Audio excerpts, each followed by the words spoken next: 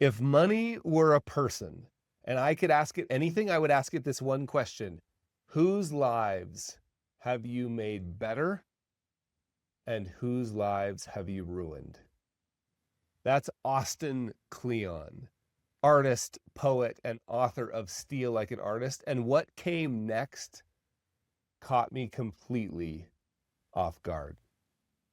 Greetings, it's Carl, and this is another episode of 50 Fires, a podcast about money and meaning. And today's conversation is with Austin Kleon. I've been looking forward to this for a decade. You probably know Austin from his book, Steal Like an Artist, or Show Your Work, or Keep Going. These are books that sit on the desks of every creative person I know. But what you may not know, because I certainly didn't know it, is how deeply Austin has thought about the cost of making things, the cost financially, and the cost emotionally. We talked about the trade-offs inherent in turning art into income, about what it means to say no to money. Can you imagine that? What it means to say no to a project that would be incredibly profitable or financially rewarding to you and your family. We talked about scarcity, identity, and what it means to be the kind of person who drives an old Honda with hail damage on purpose. And then, partway through, I tried an experiment with Austin. I invited him to have a conversation with money. I said, let's pretend money walked into the room, and what would you ask it? Austin didn't miss a beat. He said, here's what I would ask it: whose lives have you saved and whose lives have you ruined? And then he rephrased the question. The question Austin would love to ask money is, who's actually been able to handle you? This episode really is about that question.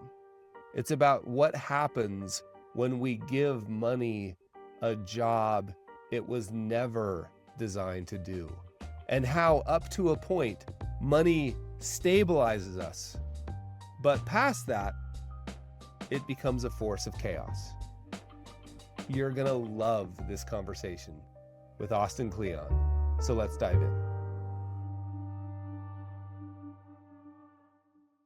You know what something I think I've seen you mention it more than once, but at least once, this Bill Cunningham quote. Oh, yeah. If you don't take their money, they can't tell you what to do. There seems to be like a thread starting with that quote for you. Tell me a little bit about why that quote resonates so much with you.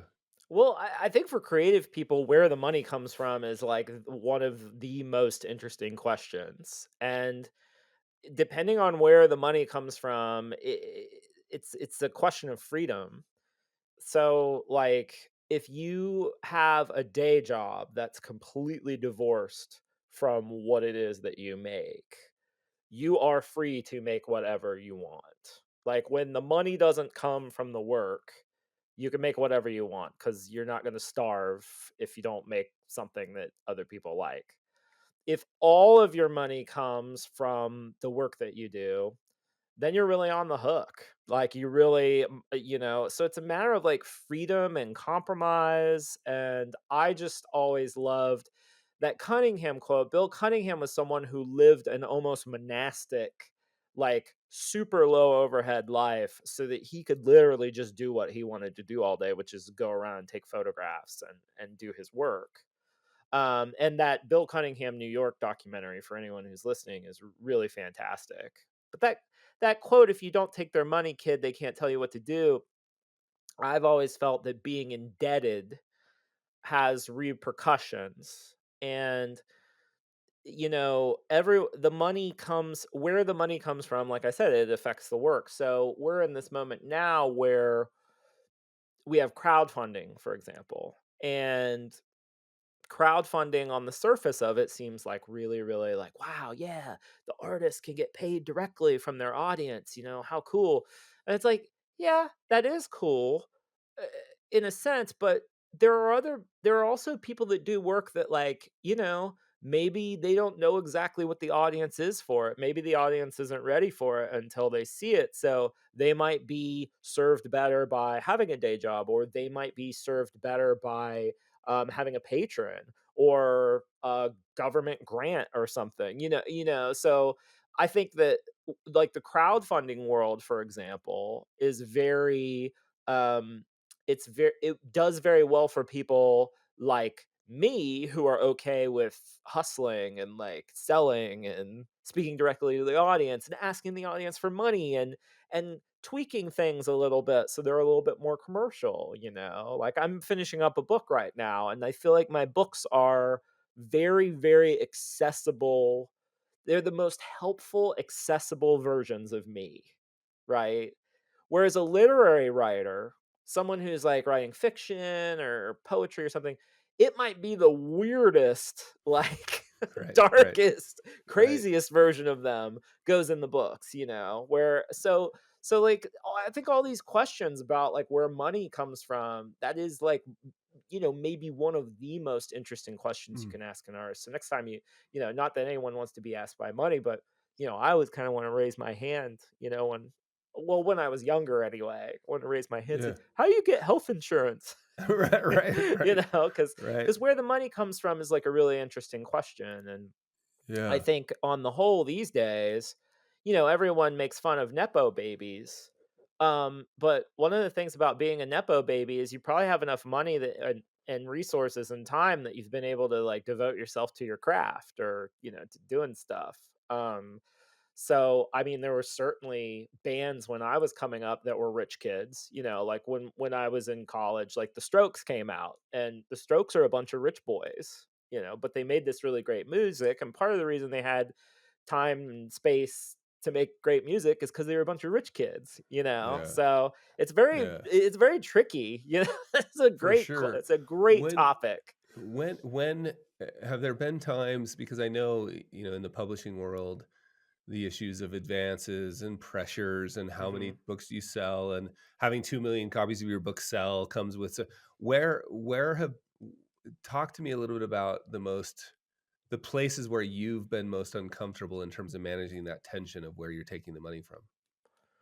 Oh, that's a really great question. I think the thing I really hate about the advance system is that everything like when you're selling a book, you have to like sell something that doesn't exist yet. So much of the really great creative work that I do comes from like contact with the page and just like being exactly into I'm trying to think of how to explain this. The Give hardest me think for just a second why I do something real quick. So, just for listeners, the advance, Oh, often yeah. authors will get a basically they have an idea, and depending on who you are and where you are and how it works, depending on a bunch of variables, that idea may need to be fleshed out in 10 pages or maybe 50 pages or maybe 100 pages, called a proposal. And then a publishing house will say, I will buy that book, but you haven't, Yeah. in some cases you've written chunks of it, in some cases it's just the kernel of Yeah. an idea. Then they give you the money, Yeah. and then you write the book, and then all the things you would have earned, called royalties, that you would have earned as the book sold, go to kind of, it's almost like an interest-free loan that you never have to pay back. It is. It's a Yeah. very strange It system. is a And it very strange, and you don't even know what you're going to produce yet. So go back to where yeah. you were. So, yeah, it's interesting. On the one hand, I hate it. I would much rather write a book and finish it and hand it to someone and say, "You pay me what you think it's worth." Hmm. My agent would hate that. Mhm.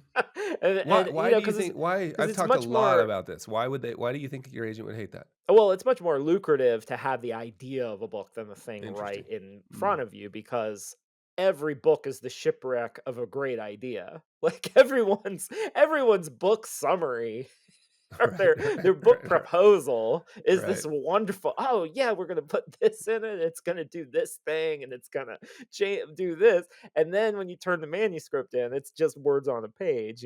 So that's just the nature of like selling something that doesn't exist. um but I really like being under deadline and I like being under contract because if it were up to me, I mean, I might never write a book again. Like I just I cuz I hate it. Like I really hate writing books. I really love writing. I really love drawing pictures. I really love sharing stuff with people.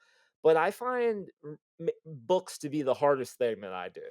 Like making the book is the hardest thing that I do. And part of it is because I love books so much and I know what my it's the Ira Glass thing. It's like my taste is up here. I'm reading War and Peace. I'm reading Right. Tolstoy right Right. Right. now, and Right. Right. I'm like in this world and like my books are here. Right. In my Right. estimate, or maybe like off camera, like Right. town, So it's like for me, it's just the pressure and the way that books don't books I think like need to be shelf stable. They need to have ideas that are going to last 1 year, 2 years, 3 years, 4 years, 5 years. I try really hard to make my books that are going to last, indefinitely. For as long as people are reading, which might not be that much longer. Uh, but like, so for me, like there kind of needs to be a gun to my head. There needs to be like a sometimes the size of the advance weirdly doesn't matter that much to me. It's more just that to be under contract and to owe something to someone. And I take that really, really seriously. I've never blown a deadline. I've never asked for more time on a book because I believe really deeply that work expands to fill whatever time is Right. allotted Right. for the Right. project. So it's like, so yeah, like right now, I have like all of my illustrations and I hand letter all the headlines in my books. So there's a lot of my hand in the books. So like we have the manuscript nailed down, but now I need to deliver all the illustrations and all the lettering and stuff. And I gave myself sort of an unreasonable deadline for that just because I knew it would make me come in here and work. Mm. Love that. Let's. I actually would love to back up a little bit. I'm really curious what your first memory of money is. My first memory of money. Um, Probably like not like probably being nervous to ask for something Mm. because, my Mm. parents are middle class, but their like money was tight Mm. always. Can I ask you a quick Um, question about that? sure. What's How middle did class mean? no How do how you no define middle class? how did you know that? I think it was just kind of like that's a good question. I'm trying to think. I mean, like, I don't think there was a time where I ever thought, "Oh, there's plenty of money." Like, I think that was like a constant low Hmm. level buzz in our house. I mean, my dad's Mm. real tight, like real tight with money. Mm. And my mom is a little bit more like spendy, and Mhm. so they're not married anymore for of course. So because I now I had a to spin out on that. I did have a teacher very early on that said that he felt like there were two things that every couple should talk about. One is Huh. money Huh. and whether you're going to live above or within or below your means. And then city versus country. That was his Huh. thing. And it's really Wow. interesting because Yeah. those actually have been the two huge themes in my own marriage because I grew up in the country and am Mm. more of a rural small town person. And my wife grew up in Cleveland in the Wow. suburbs. And so we live in the inner suburbs of Austin now, and that works. But we both had parents that were super, super tight with money. And Huh. that's actually still the way we've always been tight with money to a fault, where we've always lived way below our means. Yeah. And I think we got that from our parents. But yeah, I think my earliest memory, I mean, like, one of my funniest early memories is literally praying to God for a Ghostbusters proton pack. Come That's, like, a on. really funny memory of mine. I remember, Yeah. like, looking at the Toys R Us circulars that would come with, like, the Columbus Dispatch and just, Right. like, looking through at all the toys, and I remember literally praying to God, like, "Please, can I get a Ghostbusters proton pack for Christmas?" I think I Wow. did, actually. But, You don't remember if you did? I don't I think I did. I You mean, I think you know did? I Yeah. got Oh, one at good. some Good. point, so Good. but no, I Good. mean, like, I never like, we were never my mom was a guidance counselor, and then became a high school administrator, a principal. My dad, was an associate professor for Ohio State. He ran the 4-H program, so just, like, very solid middle class, they both had master's degrees. So it was like, but it wasn't ever, I just like, I only applied to colleges that were in state because I knew I could get like a really, really great in Ohio. I knew I could get like a really, really great scholarship. So I never applied to, like, I didn't apply to Harvard or even Oberlin or something nearby. I just didn't go for that because I don't, and I think that, like, that makes me a little sad as a grown up person that I felt that I had to take that on as a 17, 18-year-old But person. But you didn't nobody told you not to apply? You just um intuited that I that was think the it was like very, you just took it if you on. don't take their money, they can't tell you what to do, kid, right? I Right, really right. felt like I really wanted to just, like, I was so tired of, because there was always tension about money, especially after my parents divorced. It's like, well, is your dad gonna pay for this? Am I gonna pay for that kind of thing? And I think that I just kind of was like, I'm just gonna do this on my own, so I don't have to ask anyone for anything. And yeah, and that's been something that has, throughout my life, I have felt very much like money is, you can buy your freedom. Like, that's like, for me, money, I don't want to do, and then later on in my life, I mean, I read Thoreau pretty late. Like, I read Thoreau in my 30s, which it was probably a very good thing that I read Thoreau after I had a career, because if I had read Thoreau before I had a career, I might not have a career. Right, Cuz right. the big thing that I take from Thoreau is just that, like, every endeavor costs you something. All money costs you something. And I think that is one of Thoreau's great insights, is that everything costs you. Like, a living costs you something, whether it's your time, your energy, or whatever. And so that was always that's I think I always kind of knew that somehow. Um but yeah, Mm. Do you there's a lot there. remember No, it's really, really interesting. Do you remember maybe in, like, junior high, do you ever remember the first experience you had where you realized what socioeconomic class you were? Like, were you one of the rich kids or the poor kids, and how did you know? I had a very my best friend growing up. Well, I had a couple of experiences. I had, when I was about in 4th grade, when I was in 4th grade, I had 2 friends in elementary school. One of them was a farm kid. And so his dad had acres and acres and was a farmer. And, if you live in a rural area, like, a lot of farmers are, they come from, like, maybe it's the family land or whatever. They have like a big, beautiful farmhouse and whatever. And it feels a little more upper class, whether it is or it isn't. And so that was one of my friends. And then my other friend lived in the subsidized housing for the RCA plant in Circleville. What was interesting about all of that was my friend who lived in the housing project with a single mom.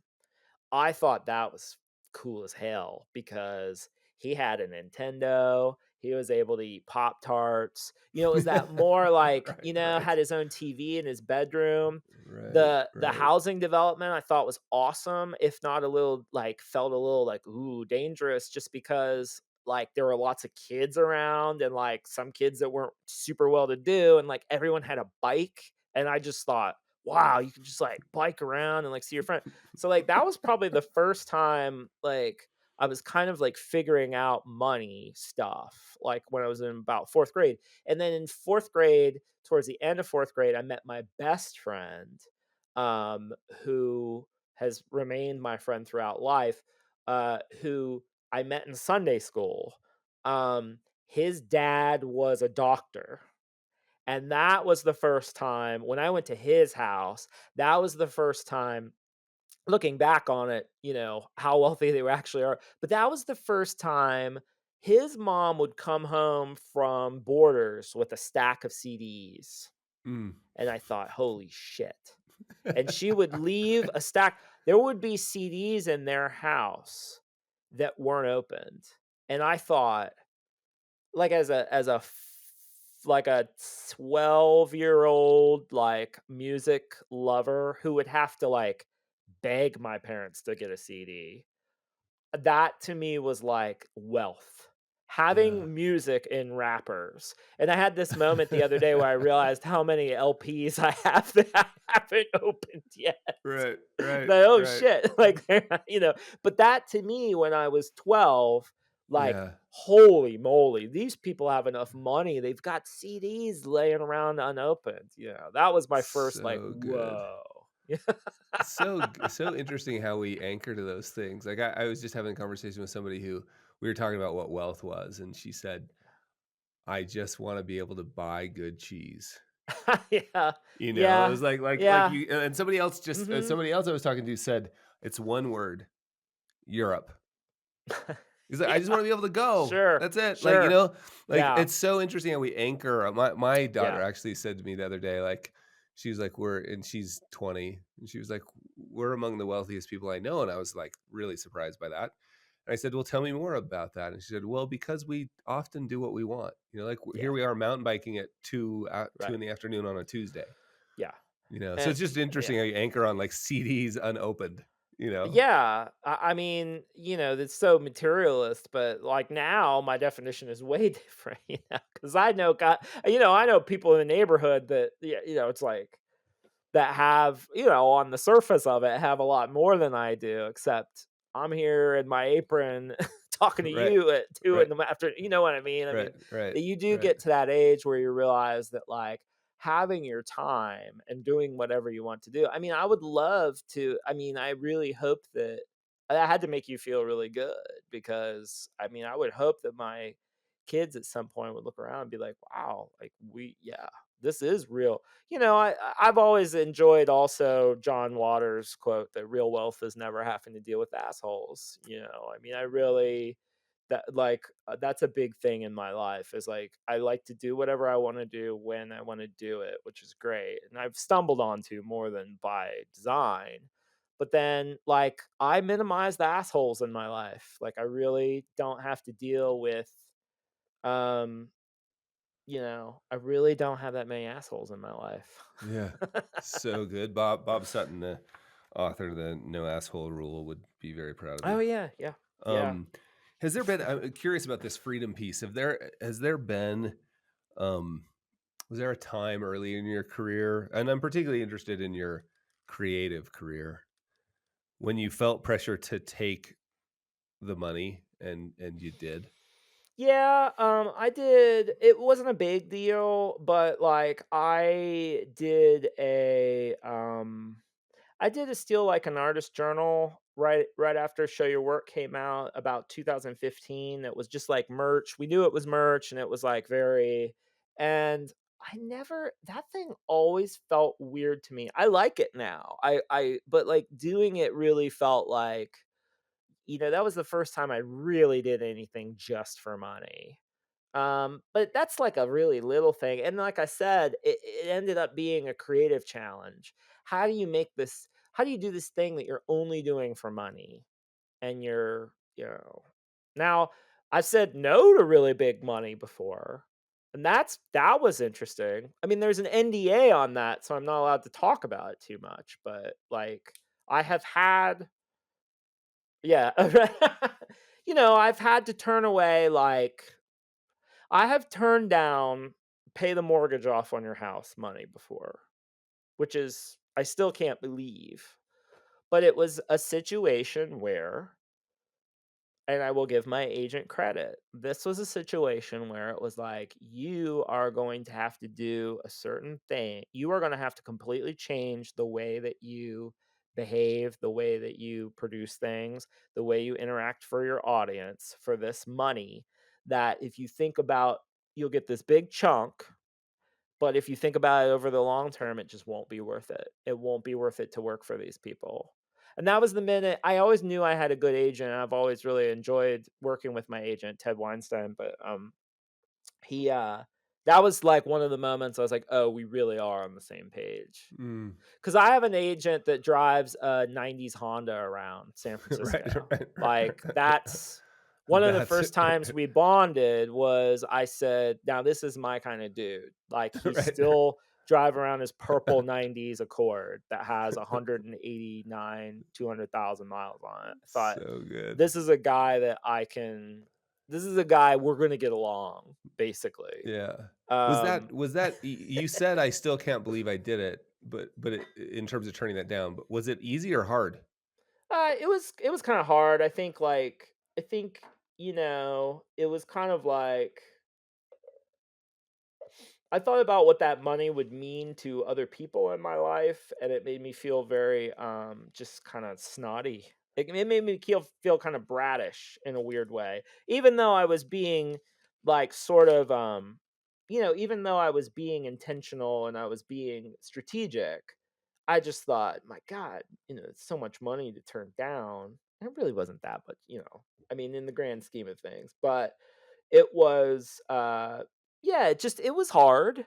I think it was harder on my wife a little bit. She was like, because she's always been, I mean, she's tighter than I am, but, there was that moment I was like, "Oh, that's a lot of money to say no to." And I actually since then have felt like what you say no to says a lot more about you than what you say yes to money wise. Like I just think the kind of money you turn down that's when the rubber really I mean like it's easy to say yes to money. It's way harder to say no to it, which goes back to Thoreau again, right? Like, I mean, I knew that was gonna cost me something. That was gonna make me miserable and was really gonna hobble me on down the road. So it was really, yeah, it was an easy choice for me, but it felt weird, you know? Yeah. That's so good. Let's pretend like somebody came to you tomorrow or to your agent tomorrow and offered you even more, right? Like Yeah. to do a thing you didn't want to do. Uh-huh. Walk me through like almost tactically, like Yeah. mm, what do you do to work yourself through that decision? I mean, I think for me, it's like, who are these people? That's really the first. Are they Right. assholes? So you get to the point where check, yes, they are. Yes, they are assholes. Okay.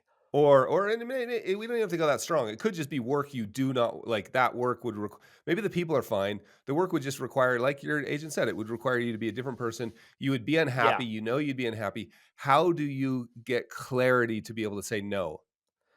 I mean, at this point in my life, it would have to be like,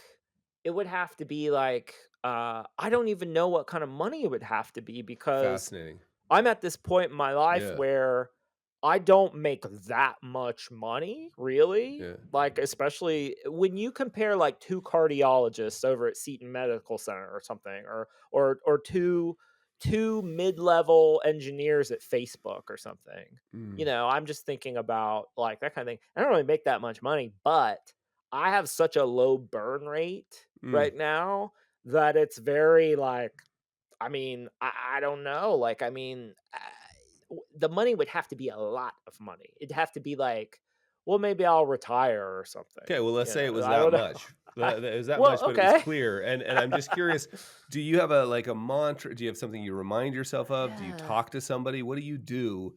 I We don't know you'd be unhappy. yeah, It's a ton of money, and you're yeah. gonna say no. How did you get to the point where you said no? I think for me, it's just like, is it going to really make my days look so bad that I really don't want to get up in the morning? Like, because my definition of success is really like, what do you want your days to look like? Like that to me is like, I'm very long term. I'm an extremely pessimistic person long term. I think we're all doomed. I think we're doomed as a species. I think we're individually doomed because we're, even our life expectancy, especially for men in America, it's like 75 years or something. Maybe by zip code, it's 80 or something. Right. And so, like, I'm through half my life and whatever, but I'm extremely optimistic in the short term about what you can do with the day. I just think the day is like Wow, this fascinating. magical unit of time where the sun comes up and it's like you get another chance at it. So I'm a long-term pessimist, short-term optimist. Not that I don't believe in compound interest and stuff, because I Right. definitely do. It's just in the short term, I'm very much like I just am like I believe in the possibility of the day. And so I think, like, if the money means that all of my days are gonna be deleterious on my soul. Like, Right. but I, Right. I I don't know that I can really tell you for sure what Huh. people don't throw, it's another great, Right. Right. there's another great John Waters quote about this. It's like, I'd love to sell out completely. It's just no one's offered to buy so Right. far, Right. Right. So Right. if Right. you're out there Right. listening and you'd like to buy my soul, I mean, Right. 10 Let's talk. million. No. Right. I'm always like, what can Right. I live off the interest? That and Right. I guess in some ways, people, you should just do that, calculation. It's like, well, what's Yeah. your burn rate and what at 5% could you make, like Right. whatever it Right. is. Yeah. Well, let's shift gears just a little bit. If and I only ask this question to people I consider pretty creative, so I'm excited to see where this goes. But I've got you fooled then. I know. Just kidding. Yeah. If money were a person walked in the room right now and you got to have a conversation with money, what would you say? I'd love to know, like, what's the word, whose life have you ruined and whose life have you saved? Beautiful. Because Yeah. my theory of money is that it's Mm. this substance that you could see it in Austin, actually. Hmm. I think as an individual lives, so with the greater city, so with the world, up until a certain point, money is a stabilizing force. So if you don't have any money, giving someone enough money to eat and get a house and like whatever, this is like a stabilizing force in their life, right? Like you really bring them up to this moment and they can be secure and whatever. Past a certain point, money becomes an agent of chaos, and it tends to destroy whatever the status quo in someone's life is. And I'll be very particular, like lottery winners. Like when you talk to lottery winners, I mean, a lot of them, it just ruins everything. Most. Yeah. Like it ruins their whole life. Everyone they know, everyone, their life, blah blah blah blah blah. It's like it's terrible, because it's like a chaos force. All of a sudden, you've got all this money dumped on you, and you like don't know what to do, or you're suddenly this different person, whatever. I have watched that happen to people in different doses as I've gotten older. So I've watched people when you're 20, nobody has anything, right? And you're just kind of like, comparatively, like you don't need that much. You just got your little apartment and you want to go out and like have a good time or whatever. But I've watched people I've known for like about 15 years, like get big influxes of money and then change their lifestyles. And I think it's really made them unhappy in a lot of ways because it's like, well, why don't we have a big house? Why don't we have new cars? Why don't we send our kids to these fancy schools? It's that. And in my neighborhood, I live in like I live in Allendale in Austin, and we bought our tiny little bungalow during the pandemic. We were able to, like, in the Austin housing market, you just grab on to something as it Right. takes Right. off. Right. Right. Right. And it's very interesting, like a little bit.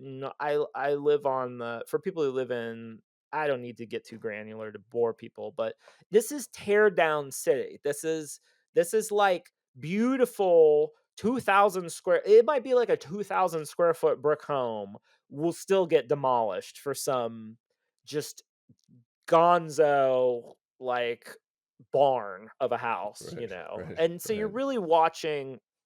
This is a neighborhood now where someone who's I'm 42. Someone who's 10 years older than me, their cohort might actually be more normal people. There are very few normal people who move here that are my age now because they just, because I bought my place like 5 years ago, and I got into the Austin housing market, let's see, like 15 years ago. So, like, you know, but it's the difference. Like, I have friends who are about 10 years older than me, and their friends in the neighborhood are completely different than like people my age, to get, because it's just changed the kind of person that's been here. And my street is interesting because it's on the very edge of the neighborhood, on like the worst street in the Right. neighborhood, Right. and Perfect. so the people here are still fairly normal. But this street used to be like an upholsterer, because I know people who lived here like 40 years ago and still live here, and it's like, there was an upholsterer, there was a barber, there was a bus driver, that kind of thing. And what I'm trying to say is, but to get even, it's a chaos agent. It changes everything. Like, now there's enough money. It's like, well, that's that beautiful little house you used to walk by that had the bird feeder and like the parrots out front. It's gone now, right? It's destroyed. And so it's like, I think what I'm interested in about money is just that it's like, again, up until a certain point, it's a stabilizing force in your life. Past a certain point, it can ruin you. It can really destroy your sense of who you are and what you want to do with your life and stuff. So it's like very, very tricky. So I guess the thing I would ask money is like, who's been able to handle you, right? Like, who have you come into contact with, and what's the best, who's been the person that's been able to handle you the best? That's what I'm kind of That's a interested in, super good question. you know? Out of curiosity, quickly, what do you think it would say to you? To me, Yeah. probably say Not stop. answer yeah, not answering your question, but what would it say to you? It'd probably just say stop being so safe, and spend a little. Like, why don't Right. you go out, Right. take your wife out, and like Right. buy that Right. guitar you want. Right. Right. I Right. mean, it is a Yeah. thing where deprivation can become it can sort of become like not a crutch, but a comfort, Yeah, like to certainly deprive. a piece of your identity for sure. Yeah, you can kind of get Yeah. to that point where it's like, okay, am I really going to keep? I mean, Give a like, little I drive 15-year-old Hondas with hail damage that have 50,000 miles on them.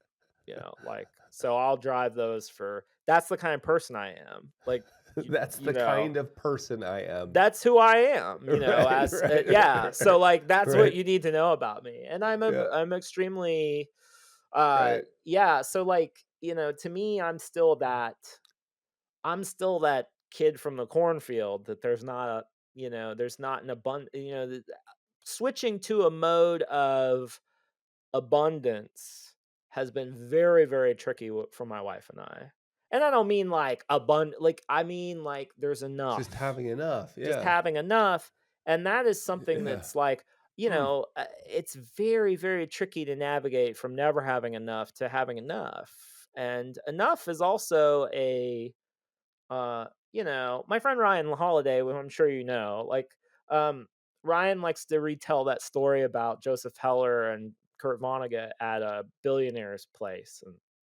And Kurt Vonnegut says, "Well, Joe, how does it feel to know that this guy makes more in one day than you'll ever make in your whole life or whatever?" And Joe Heller says, "Well, I have something that I know he doesn't have." And Kurt Vonnegut says, "What is that?" He says, "I know what's enough.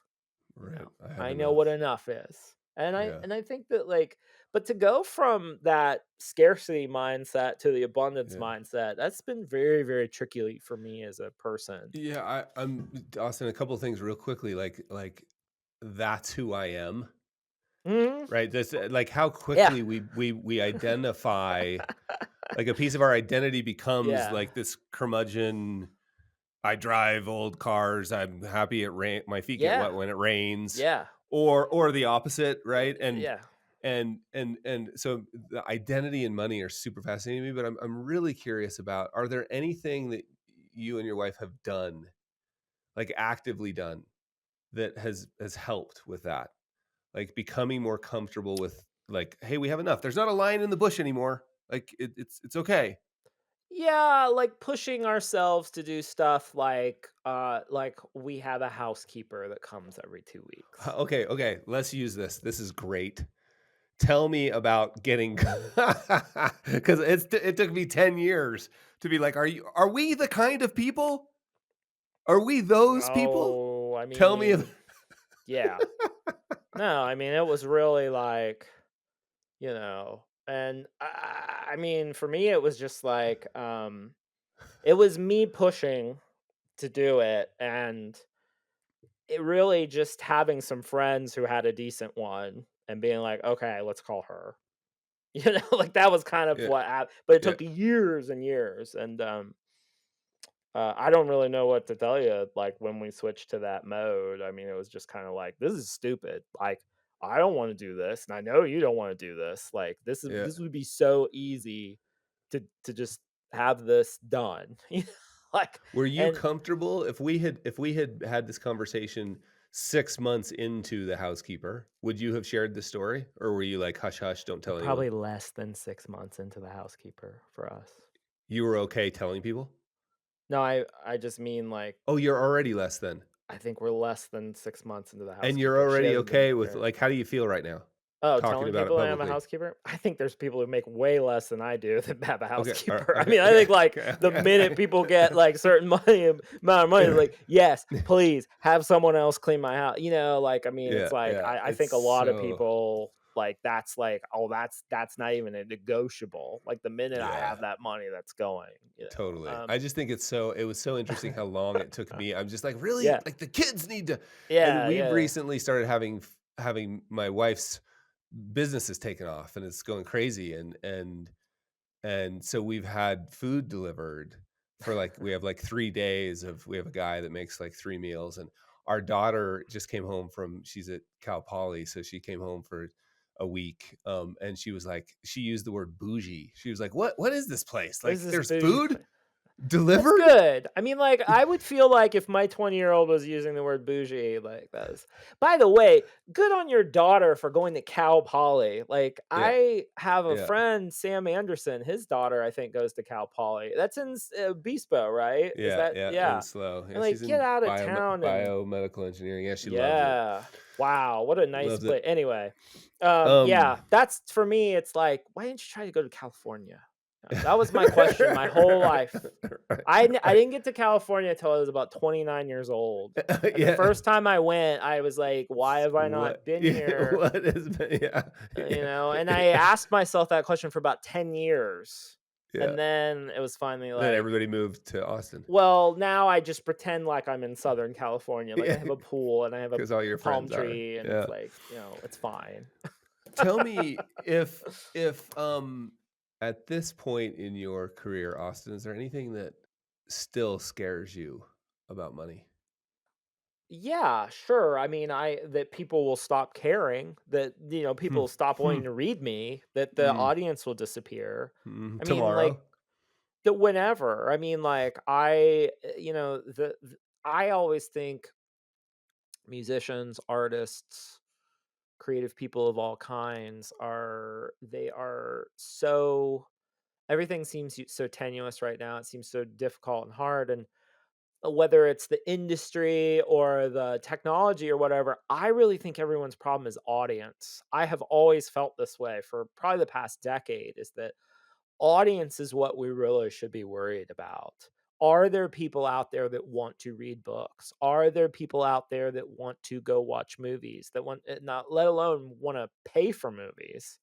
Are there people who appreciate certain kinds of music? To me, this is an audience problem. And I think a big part of the artist's problem is just finding that audience. But Flaubert was saying that, or Balzac, I forget who it was, in the Mm. 1700s. It's Mm. like the problem is how to find the people that want the stuff. And so I worry that the audience will disappear, and therefore the money. Um, but there are times where I tell myself that I remember what it was like to not have a lot, and then I say to myself, "It really wasn't that bad." Like, I really don't remember being that miserable, actually, that there was a kind of so I kind of, like I do worst case scenario in my head, like, I think, and my worst case scenario is probably someone else's dream. Like, my worst case scenario is that I have to sell my house here and move back to Ohio and live around my parents. Like, that's and that sounds so shitty. That sounds really snobby, but I literally am like, "Well, I guess I'll sell our house here and, like, buy a little house in Cleveland and just chill." Like, to me, that's to someone else, that's their dream, you know?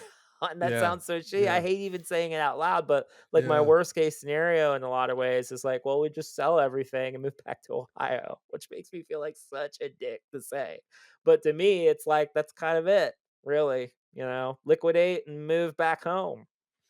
Yeah, but I think that What a exercise luxury. is no, yeah, but that exercise is always so we so often we live in this story of financial ruin, Yeah. like and there's always these problems that I mean, I have a million problems today and almost what was that Mark Twain quote? I've had a million problems and some of them came true or something. Um right? Like so Yes. it's just interesting to play through that game of like gosh, well, we'd limp back to wherever and we'd buy a place or we would rent a place or we'd rent Yeah, an apartment. Like, turns out yeah.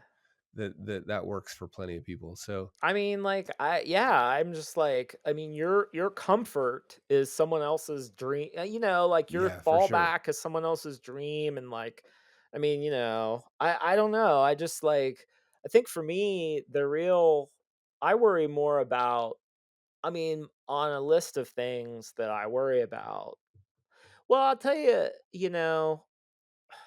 gosh, yeah, it's just a real it's I mean, I think for me, the other thing about having some money now and being very stable and being able to do what I want to do with my time is I see it as okay, now how do I serve my audience in a certain way, because I was always really fond of David Foster Wallace said that nonfiction writing is sort of like being in the service industry, and that you can spend more time thinking about something or doing something that your average person can't. And then you bring some sort of illumination or education or like some sort of entertainment to them. So now I've like asked myself, what are the kind of things I can do with my time? How can I invest my time in a way to get something beautiful or illuminating or educational or whatever for my audience that I'm trying to serve with my work, And so that's like a question I ask myself. People say like use your privilege or check your privilege or whatever. I'm always like, well, how do I use my privilege? Like, because it is a privilege to have a free calendar and be able Mm. to sit in your Mhm. studio all day and make stuff. Yeah. So how am I leveraging that? But the terrible truth is that I don't actually think my work's any better than when I had a day job. Like, I don't think that I think I'm probably happier and certainly more comfortable and more, but like when I was working full time, there was this, one of my favorite songs is by the White Stripes, and it's like 50 seconds long. It's called Little Room. I don't know if you know it, Huh. but it's No. well, you're in your little room and you're working on something good, but if it's really good, you're going to need a bigger room. And when you're in the bigger room, you might not know what to do. You might sit and think of how you got started sitting in your little room. And that's Jack White in his third album. He already knows, like, we're doing this, we're about to become big rock stars here. It's not going to get any easier than when we were in the little room, Mm. It Mhm. might even get harder, Mm. and so I just think that, like, yeah, there's no correlation to me, and you can see it happen time and time again with bands and other creative people. Suddenly being comfortable is not necessarily a great thing for their creativity, It might be good for other things in their life, but it doesn't necessarily mean you're going to go off and make great work. And I think that's the thing that we tell ourselves, no matter what portion, no matter what part we are in our career, we always Right. tell ourselves, well, if I just had Just a this little thing, more. Right. if I just Right. had that, I'd be able Right. to do what I really want to do. Right. Right. Or if I just had that thing or Right. this much time or this space or whatever, then I could really do what I want to do. And like for me, it's just always been like doing whatever you have is just there's going to be a new there's going to be some other dodge, there's going to be some other like thing. Well, if I just had that, it's always like creative work is always about the constraint of what you have in front of you and what you do with it.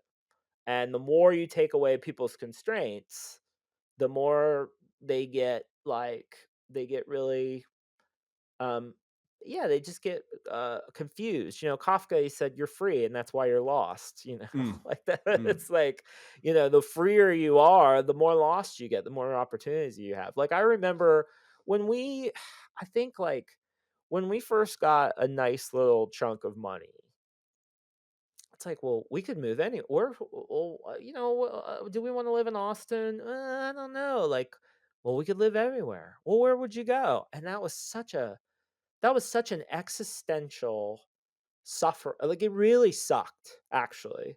It really sucked for us to be like, "Well, where can we move? Well, maybe we could, like, let's go see our friends in LA," or, like, "What's Portland like?" Or, "What about North Carolina?" Or, whatever. Right. "What about Right. Europe?" And that was such a free fall, and it's really interesting now that we've made a decision, like, we're like, "Austin is where our friends are. It's where we've decided to raise our kids." And like the peace that comes from that decision is so much better than the freedom of thinking about the so-called freedom of like thinking about what you could do and Totally. you know what I mean? It's like For just sure. so just like I think about like I just think about like I think part of the problem with our world right now is we just have these guys with so much. They have so much and they think if they get more, it'll fix them. And it's just not going to fix them. Right. It's not going to fix these guys. They're not going to. And I think that is like, if you think about so many of the problems we have, it's because people have so much and they're Yeah. so depressingly unhappy and unsatisfied and they don't know what enough is. You know. Totally. Totally. Let's wrap up with this question. I've heard you mention your boys in a couple different places. How old's the youngest? So my boys are 10 and 12. So Okay. tweens, straight tween years right now. Okay. So let's just pretend like I'm still doing this show in 20 years, like Debbie Millman, right? Just celebrated 20 years, I think, or Yes. 15 or 20 years. Mhm. Um, I'm still doing the show in 20 years. We have your youngest on. He's actually we have your oldest on. He's 32. What would you what would you hope he would say he learned from you about money? Um, He's 32. I hope he says what I learned from dad about money is that it's mostly worthless unless it's helping you do what you want to do in life. I hope that on its own, it's just a tool. It's just Just a a tool. tool. It's nothing. It's made up. It's not even real. It's like something that we all decide is like this thing.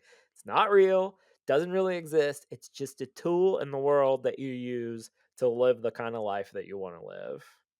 And if you're not using your money to get the kind of life that you want to live, like you're not doing it right.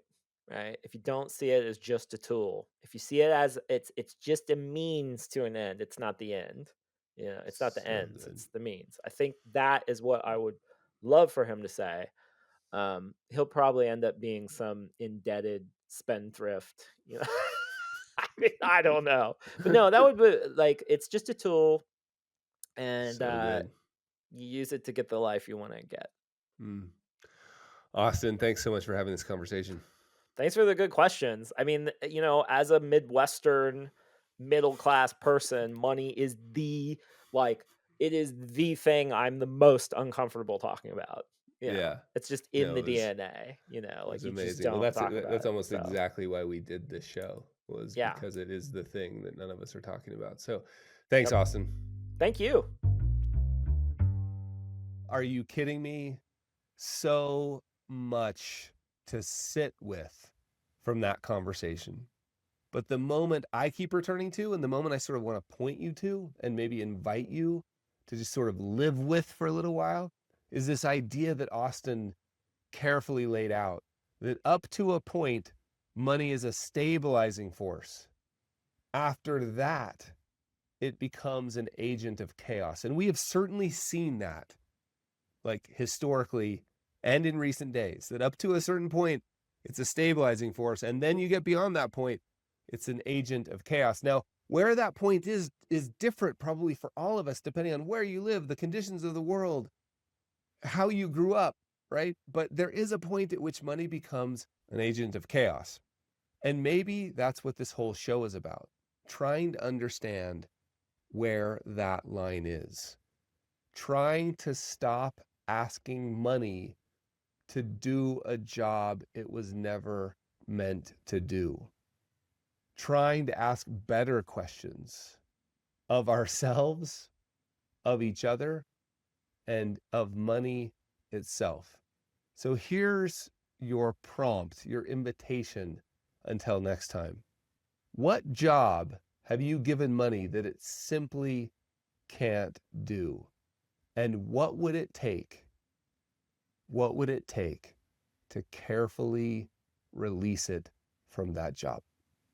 And that, my friends, wraps up another episode of 50 Fires. As always, please share this show with your friends, your clients, your colleagues, your coworkers, anybody you think could benefit from this conversation between Austin and I. And the other thing you could do that would mean the world to me is go add a review to Apple Podcasts or Spotify or wherever you get your podcasts.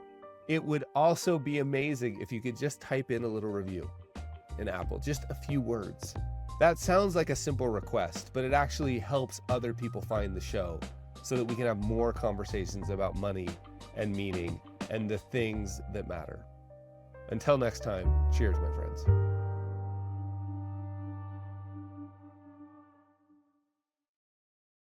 The views, information, or opinions expressed in this series are solely those of the individuals involved and do not necessarily represent those of Chip and Joanna Gaines, Binel Audio, nor Magnolia.